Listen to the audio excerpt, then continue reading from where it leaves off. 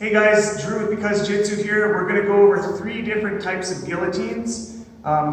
Basically just different applications of getting to that guillotine. Some of them you may have seen before, some of them you might not have. The first one we're going to start with is called a 10-finger guillotine. So I've got my partner in a front headlock position. Whether we got here from a scramble or from a sprawl, we're at the point where we've got one arm and his head on the other side. Most people are going to be defending their throat by keeping their chin tucked to their chest. So what I'm going to do is I'm going to take my pinky finger and find the crook of his chin right here. Set it on there. I'm going to take my hand from here out to reinforce underneath it. And I really want to set my chest heavy against him right here. If we're sprawled out, even better. I'm just being nice to Elvin right now. Chest down heavy on the back of his head so it can't move. And then the finishing action, once we've got this here, we're going to reinforce it with the same grip right there. I'm going to rock like this. And these thumb knuckles are going to dig into the throat. It's a terrible feeling. You've got to experience this one to know how horrible it is. So we're here. I've caught the chin, keeping heavy pressure on the back of his head. Reinforce. I'm going to rock into that throat. This one digs the trachea. It's really uncomfortable. So that's our 10-finger guillotine. The next one we're going to go over is one that a lot of people I know don't know. This one is a very strange one, but it's, would you agree, probably one of the most horrible feeling guillotines I've ever experienced. This one I've just heard called a push choke. It's a version of guillotine that again is going to rake on the trachea with the bone of your wrist. And I'll show you how we set that up. For the same position here, I'm going to find a chin strap where I put that pinky on his chin because he's keeping his head nice and tucked so I can't really reach his throat.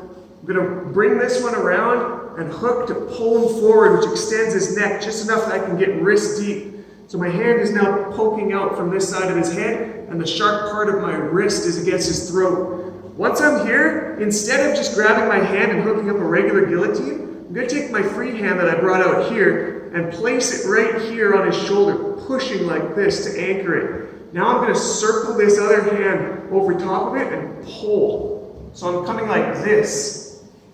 This is an exaggerated motion, but we're going to have this here, set that there, put it on top, and just pull it up like a rail. We're going to pull this little sliding knife up on this rail that we've set. And it rakes that trachea, and it is horrible. It feels like you're going to have like a broken front neck. I don't know the medical term, but it's not good.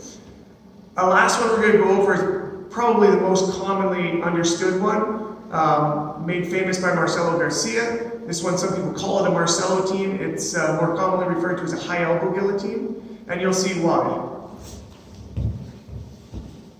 We're going to do all the same tricks to get that throat that we did before. We're catching a chin strap where our pinky's across his chin. We're going to pull him to extend his neck, and I like to get the sharp part of my wrist on his throat here.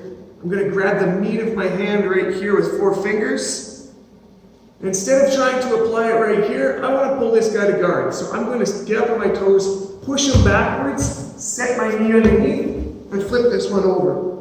If I wanted to, I could try to squish this out like a regular guillotine. This time I'm going to bring this one up like that. I'm trying to lever that elbow over top of his head, like so.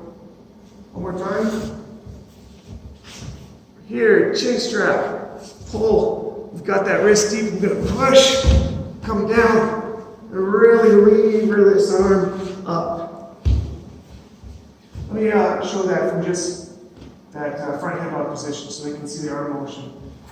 Once we're here, this is what I'm going for. Okay, I'm doing it very loose so I can show more of the motion. But our objective is to get that elbow over his back. What that does, it pulls this arm that's choking up tightly into the throat. There's lots of ways to apply this. Anytime that you have an arm out guillotine, you can get that ratcheting action to finish in high elbow guillotine that will have a great effect. A lot of good taps going to this one. Any questions, feel free to put them in the comments. Feel free to like, subscribe. We'll see you in the next video.